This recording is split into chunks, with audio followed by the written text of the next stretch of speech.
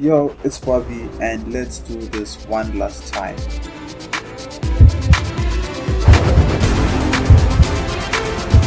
Was and even though I thought that this World Cup would kind of suck, it kind of didn't. It kind of actually slapped. Like this World Cup was actually quite nice. Over all the complications of obviously having football getting paused in December and us not actually watching the EPL or La Liga or the Champions League, which will be coming in January, it just felt like it was wrong. But surprisingly, it was actually quite nice. So, first segment is going to be the surprises, and were they not a lot of surprises in the World Cup? And for me personally, a lot of the people during this World Cup, they had a madness. And obviously, one of the surprises were actually like most of the teams at the end of the day, like at the end of every single group, most games were deciders. So you find that like in the group where Germany was in, they actually, if Costa Rica hadn't scored the 2 goals, they actually could have went in. That's actually mad. And all the other teams, with South Korea actually entering on the last minute, which made Suarez kind of cry. I don't feel any sympathy for him. You know, he kind of did a madness to Ghana, so yeah. But a lot of the surprises were quite nice, and with that being said, on surprises, let's talk about the triumph. So, obviously, this World Cup had so many triumphs in places where it actually, some of the matches were so good that you would just be like, wow, that's some madness. You know, obviously the first one, it being Japan just having a crazy, being the comeback kings in every single match that they played. The matches were just too nice, to be fair. And even like Morocco's run towards the semi-finals, even though they ended up getting fourth in the third and fourth places match, but their run towards winning, like towards like them beating Spain, beating Portugal, and eventually being stopped by France, it's still quite commended, because those triumphs actually, us, me being an African, it gives us like 9 places in the next World Cup that's going to be coming in 2026.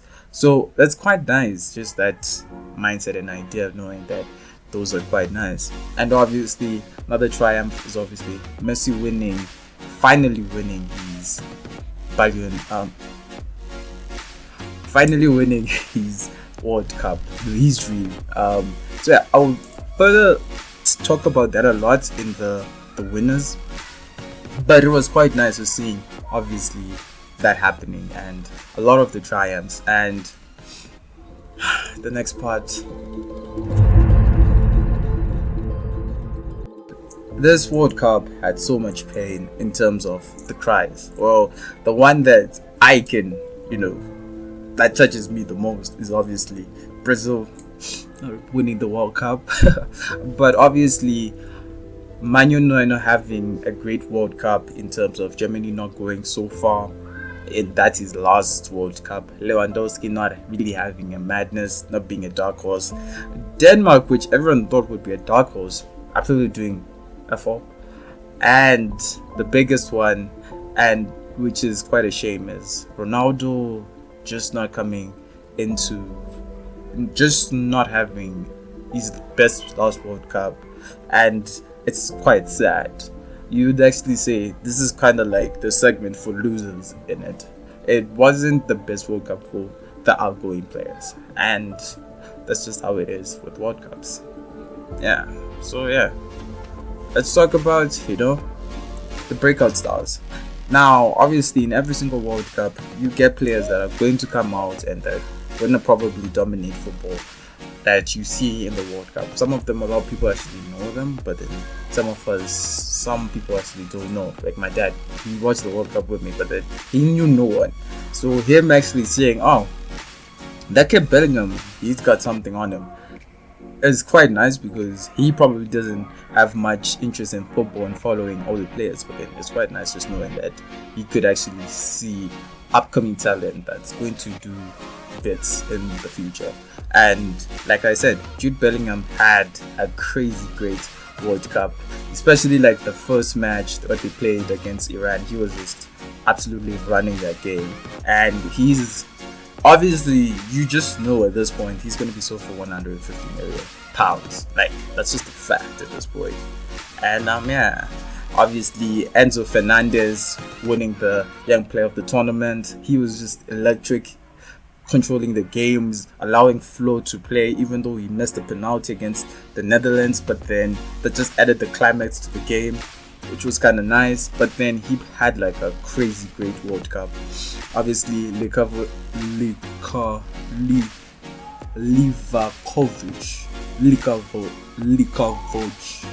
Okay, I'm just butchering at this point. He had like a great World Cup, and obviously he is 27. But then, obviously, with a lot of teams that are looking to get like a new goalkeeper who's good at shot stopping and who just does the business, he's gonna get a great team, you know. Obviously, Doan Ritushi, I think the guy from Japan, he had a great World Cup. Alvarez from Manchester City. Why United didn't go for him in January, Lord, I don't know why. But then he's obviously a top striker, and the fact that he's number one striker at Manchester City, the person that's making him sit on the bench so happens to be Erling freaking Haaland.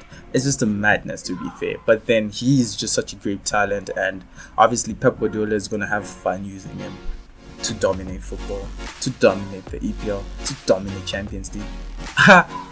That's not gonna happen. So yeah, and obviously my favorite of the whole entire tournament, the way him and Abrat and Ziyech were kind of combining in the midfield, is obviously Unai. Man, Unai was mad. He was clean. The way he played during the whole entire tournament was just mad. And for me personally, he's definitely got to be my Young Player of the Tournament, the breakout star for me personally. And it's just so mad. He had like a great World Cup, to be fair. I mean, his ball retention, the way he passes the ball and the way he strikes it, it's so silky clean. It's mad. Like, yeah. So yeah, he's my favorite player during this whole entire like short kind of World Cup like segment of ours. So yeah, let's talk about the winners. And yeah, I mean, Lionel Messi, does he do no wrong at this point? Probably in other contexts, the GOAT debate is kind of over, which is kind of crazy. But then, obviously, that's not going to end anytime soon. We're still going to, us the Ronaldo fanboys, we pledge and we make sure that the debate won't end. Yeah, it won't end. But he had like a great World Cup, Lionel Messi. Like, he was literally the best player during that World Cup. No one played the way Lionel Messi played during the World Cup. And yeah, someone might say that his goals were penalties, but then there's still goals at the end of the day. His playmaking ability. If Lautaro Martinez wasn't there on most of the chances that he missed open nets, honestly, Messi could have bagged at least 6 or 7 assists during the World Cup. He was that. That was how good Messi was. And I mean, he had 7 goals and 3 assists, 10 goal contributions throughout the whole entire tournament. Definitely deserves the pot. And I mean, he played a madness, to be fair, Lionel Messi. Obviously, Kylian Mbappe is also a winner in this one. I mean, at this point, he's the future GOAT, obviously. But obviously, the new debate will obviously be him, Erling Haaland versus Mbappe in the future. And I'm all up for it. Might think that I hate Mbappe, but I don't, okay? I slide him, but I don't. I just feel like he should just get out of League One, okay? Yeah. So yeah. And yeah, last by obviously no means least, let's talk about the match of the tournament. The best matches that, so I have 4 matches that stood out for me personally that were my favorites. Obviously, France v Australia, the opening. Not the opening, was it the opening? But remember the match though. Like, it was a nice match. It was a great match. I think it was 4-1 to France, I think. yeah, where Mbappe like had an assist. Giroud absolutely scored a brace in that match, and Kylian scored like a crazy nice header. It was a nice match, and obviously France v Netherlands versus Argentina, the 2-2 draw that went into the penalties, and obviously Emil Martinez came in clutch at the penalties. Yeah, Costa Rica versus Germany, the 4-2, nice clutch. Towards the end, the game the comeback that Costa Rica had, and then the way Germany just started pushing on further for more goals was quite nice. Like, it was mental. And obviously France v Argentina, the final, probably one of the best finals of all time, quote unquote, paraphrasing. I'm not sure. Still kind of debatable, because Netherlands versus Spain is kind of up there. Kind of enjoyed that one. I think I'm biased towards it because it was my World Cup that I actually watched, my first ever World Cup. So yeah, so which one is it for me personally? Which one did I feel more towards like it was the match of the World Cup?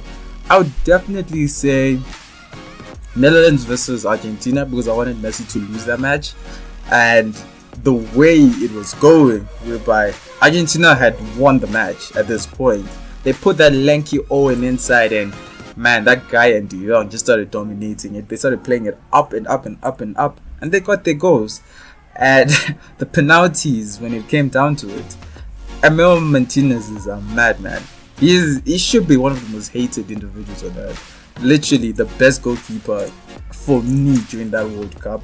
Just not just that, he could have been the player of the tournament for me personally, if it wasn't that Messi had such a great World Cup. But yeah, so that was my favorite match, because I wanted Messi to lose, and it looked like it was going to happen, and my heart got broken. But that doesn't matter. The match was clutch. It wasn't clutch. It was a nice match. It was full of drama, not a lot of goals. And for me, a lot of goals don't translate to a good match, but the intensity of the game, the way I feel towards it, usually contribute towards everything. And that game had everything inside of it. So yeah, what are your guys' thoughts on the World Cup? What's your favorite match from the World Cup? Did you enjoy the World Cup? Did you find it mint? And who was your breakout player of the tournament? And who was your favorite player during the tournament? The losers in your opinion during the World Cup? And yeah, it was a nice World Cup. Definitely never slander World Cups up until I watch them. So yeah, I've been your boy Uncle Bobby. Like, subscribe, and all that good stuff.